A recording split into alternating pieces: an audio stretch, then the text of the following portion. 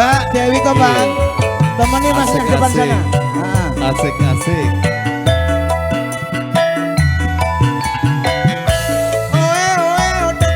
Iya, iyo.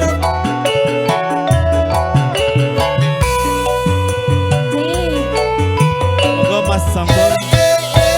Jos.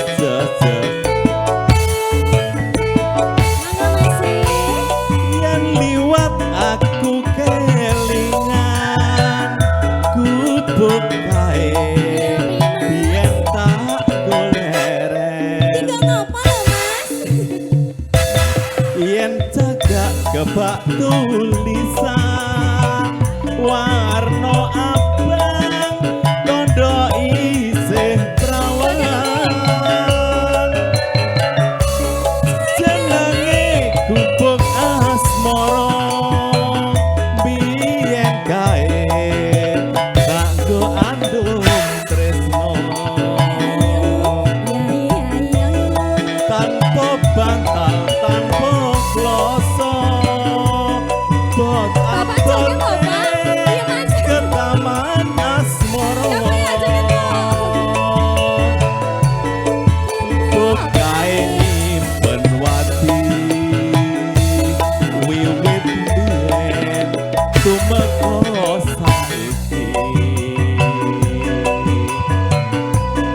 gubuk kae kebak crita wiwit wengi nganti jagat rina.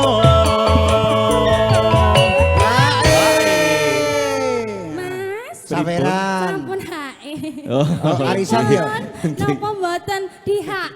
Mbak Dewi. Pripun? Biduan nggak boleh dremis nggih. Kula mboten Aku sekalian tulung usulke. Saya menerima sedekah, Mas. Oh iya. Oke ya. Yuk Mas. Lali malah. Cadatan sakjroning ati jatan luntur sarta marati aku kowe dadi garwa adan ning gubuk asmara. Masuk yuk. Asik.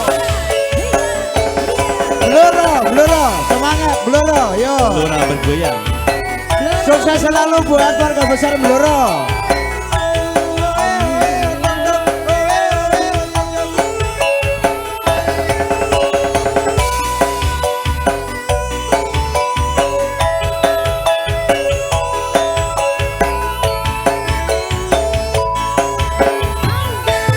Yang liwat aku kelingan gubuk kae. Sukses juga dari Getas, pelayan Gunung Kidul.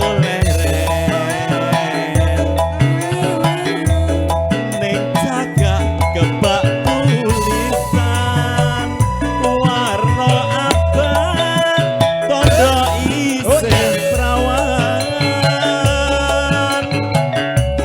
jenenge gubuk asmara.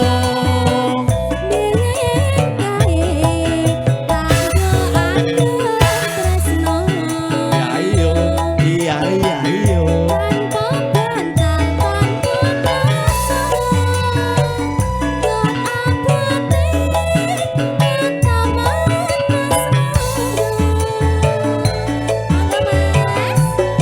Gubuk kae nyimpen wati wiwit biyen tumeka saiki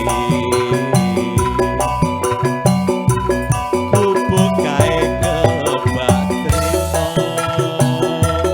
wiwit wengi nganti jagat rina. Sik Mas. Pripun? Acara hari ini disponsori gedang dari Ciawi dan telo.